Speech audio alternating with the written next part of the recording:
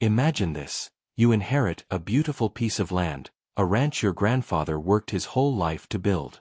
You're thinking about keeping it in the family, maybe renovating the old barn, maybe turning it into a peaceful retreat. But then, out of nowhere, you get a letter. It's from the local homeowners association. You've never heard of them. You've never signed up for anything. And yet, they're demanding nearly £250,000 in back dues. £250,000, just like that. At first, you think it must be some sort of mistake. A mix-up in paperwork, maybe?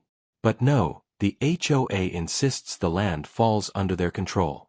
Even worse, they've been collecting fees, enforcing rules, and building new properties right there, on land you legally own. Without your permission. Without even telling you.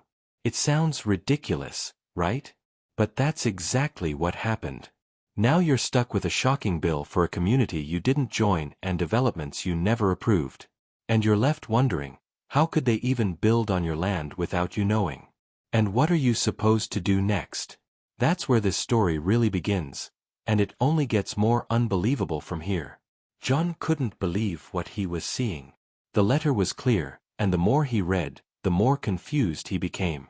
The HOA wasn't just sending him a bill, they were demanding fees for developments they'd made right on his property. His ranch. The land he inherited. He immediately reached out to the HOA to ask what was going on, but their response was even more shocking.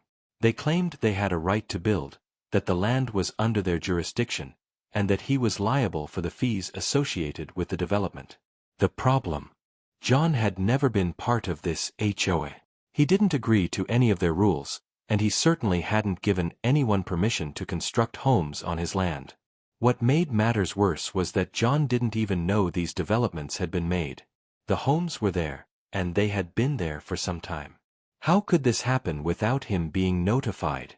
The more John dug into the situation, the more questions piled up. How could an HOA have this much power? How could they just take over land like this? It wasn't just frustrating, it was infuriating. But John wasn't one to back down. He had to fight back, no matter what it took. John spent the next few days digging deeper into the situation. He couldn't understand how this could be happening. He had the deed to the property, the title. It was his land, plain and simple. So how had the HOA managed to get away with constructing homes on it? He decided to visit the ranch in person to see it for himself. When he arrived, his jaw nearly dropped. There, right on the edge of his land, were new homes, houses he'd never seen before, built on land he had never agreed to let anyone use.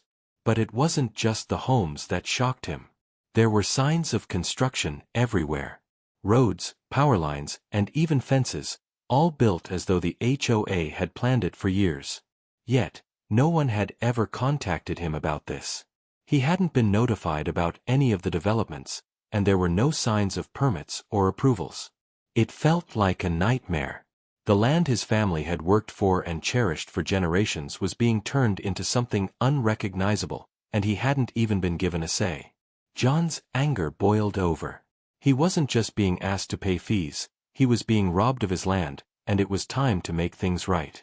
John knew he had to take action, but where do you even start in a situation like this? The HOA had built homes on his land, collected fees from him, and now, they were demanding an enormous sum. He wasn't just fighting for his property, he was fighting for his rights. He called up a lawyer to figure out his next move, hoping for some clarity. The legal team was stunned by how far the HOA had overstepped. It became clear that John was in the right, but that didn't mean this would be easy. Filing a lawsuit was his only option.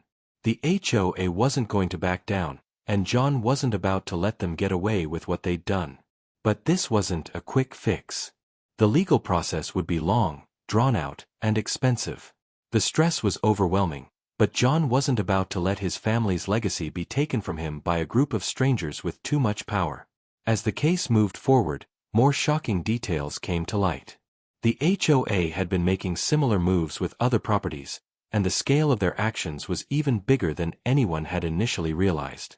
It was starting to look like a full-scale battle for not just John's land, but for everyone's rights.